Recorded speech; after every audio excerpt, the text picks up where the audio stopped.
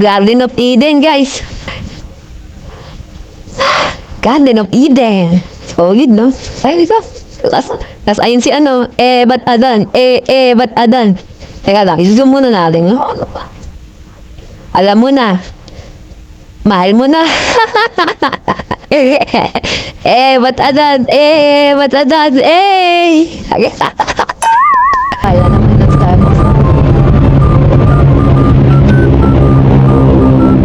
Ganda. Tulungan kita. Kala mo work mo. Nafa. Ganda-ganda na yung daan mga junk. Banking tayo malala, di ba? So, kung kaya natin yung ano, yung 360 ba yun? Mga bikers dito. Bike sila. O, Antipolo Gaming. Alam mo na mga junk, puntaan natin yung 360 view. Tara. Cloud9. Cloud9 pala yun. Yun natin, tarakit tayo. Cloud9. Motorcycle parking dito daw. Ito. Ayun eh. Yan na. Free parking daw. Pwede makita yung tanawin, Sex? Sige, dito lang pa. Sige. Saan yung inakyat daw dito? Oh, doon. Pwede rin silipin yun? Pwede silipin? Dito na. Diyan. Alright, mga chong, dito na tayo. Dito natin. Kulit ang biyahe natin, no? Tingnan natin yung view. Diba? Tamang gala, ang putik na yan. Yun, no? Medyo ano lang na natatakal lang ng puno yung iba. Cellphone na lang gamitin natin. Yung tatakpan lang ng mga puno yung iba. Arat kayo mga tol.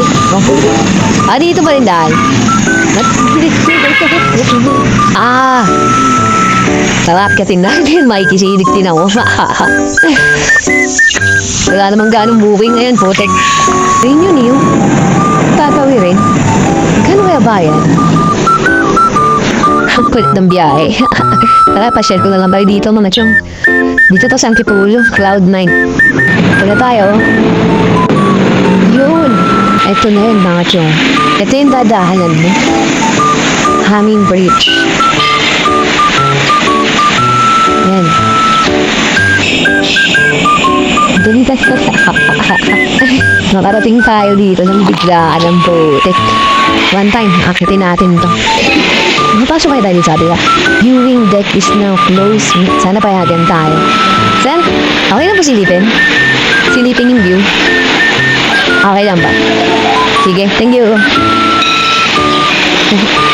Pinayagan tayo. Ganda ng view, man. Taas na. Mas lalo dito sa gabi kasi may kitang pinaka-sneaky lights mo. Ayan, yung mga buildings ko. Sayang hindi ko mapakita sa inyo ng maayos kasi nga may salamin. So, bawal tayong pumasok doon. Bukin na natin.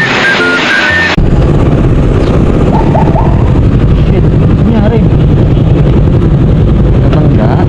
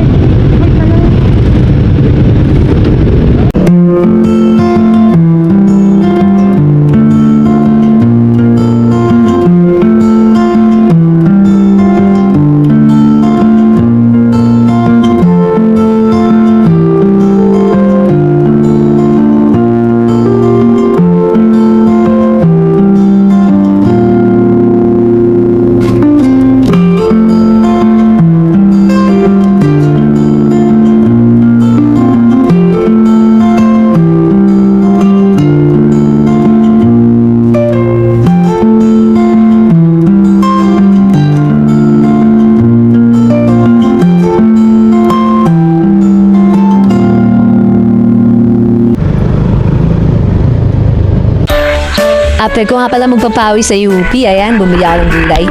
Thank you po, papawi. Salamat kaya. Ate, nagtitinda. Ayan, gulay tayo. Pako, tsaka bulaklak ng kalabasa. So yung pako, siguro bablanch ko lang to sa mainit na tubig. Tapos pritong isda. Bali yung pako nga pala, naisipan ko, gataan ko na lang. Tapos lagyan ko ng sahog na piniritong isda dahil may nakita kami kagabi na pritong isda.